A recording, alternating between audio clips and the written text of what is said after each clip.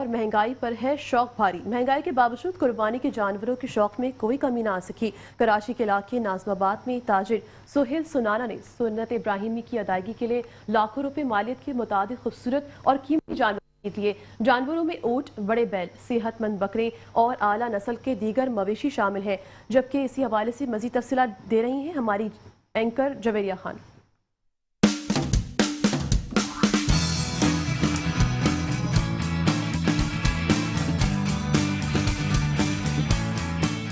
अस्सलाम वालेकुम नाज़रीन, तो खुशामदीद कहती हूँ आपको वापस से अपने शो में मवेशी मंडी। जैसा कि मैंने आपको लास्ट टाइम भी बताया था कि मेट्रो वन न्यूज़ की रिवायत बरकरार है कि अपने नाज़रीन तक वो मवेशी मंडी का शो पहुँचाते हैं। तो इसी सिलसिले में मैं शहर कायद के एक इलाके में मौजूद हूँ, नाज़ाबाद में, जहाँ पे हर साल की तरह इस साल भी रिवायत बरकरार है। और बात करूँगी लोगों से, जहाँ पे बेतहाशा लोगों की गहमा गहमी मौजूद है, और मालिकान से भी बात करेंगे जिन्होंने इतने ज़्यादा नाज नखरे उठाकर इन जानवरों को पाला है और उनको कुर्बानी की तरफ लाए हैं। तो चलिए चलते हैं उनकी तरफ।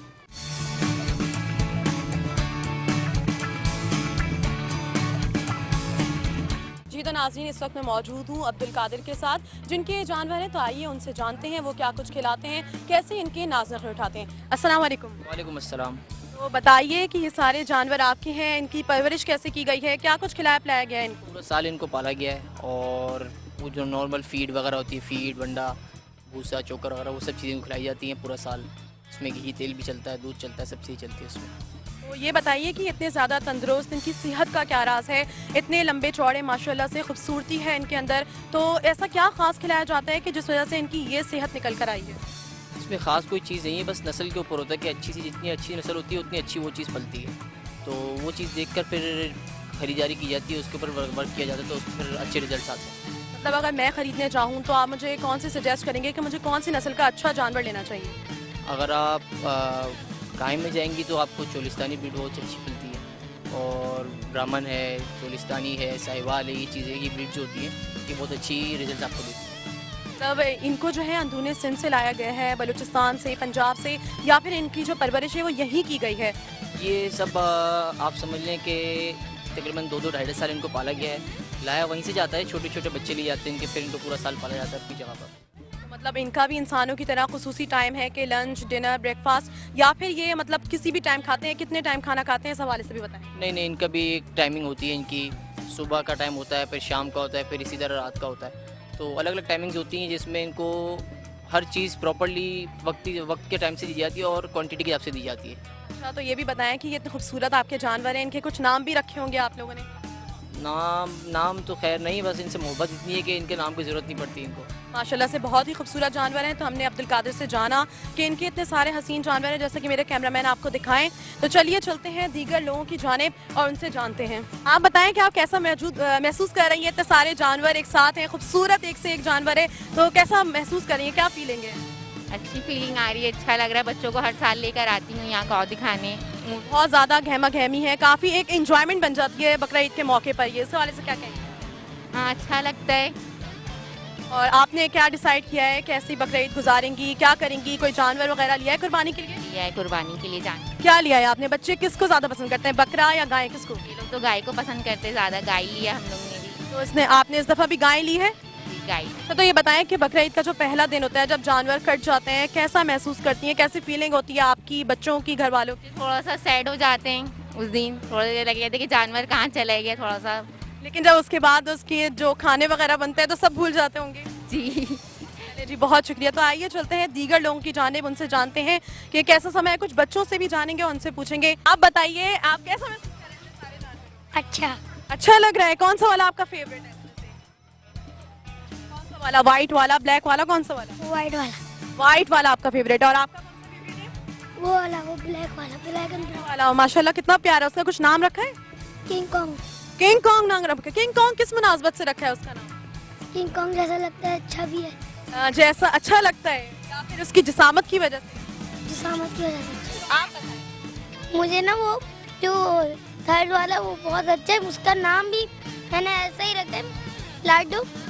मस्त है। क्या नाम रखा है? लाडो। लाडो किस वजह से नाम रखा है? वो मेरा एक पुराना जानवर था, वो अल्लाह की राह में कुर्बान हो गया, तो उसकी कई नाम प्ले। जबरदस्ती, तो बहुत अच्छी बात है। जैसा कि आपने बच्चों से जाना, आप भी बताइए। मैंने रखा है लबूबू। लबूबू, वो किस मुनासबत से रखा है लबूबू? वो जो कार्टून आया हुआ है आजकल, उस वजह से।